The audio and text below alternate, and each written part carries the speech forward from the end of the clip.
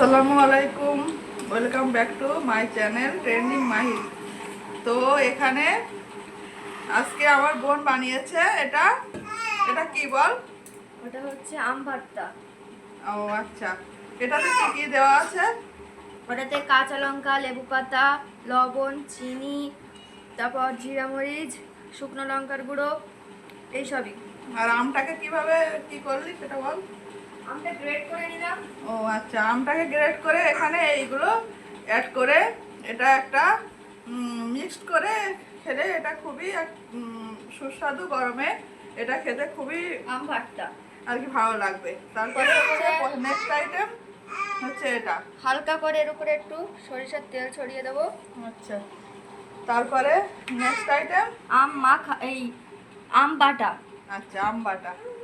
এটা হচ্ছে কি কি দিয়েছি সেটাতে? ওটাতেও অনেকটা একই রকম উপকরণ দেওয়া আছে, তারপরে ওটা একটু বাটা হয়েছে মিক্সিতে। আচ্ছা আচ্ছা। আর এটা হচ্ছে আম লম্বা লম্বা করে ফালি করে ওটাই এমনি আম মাখা। এমনি আম মাখা।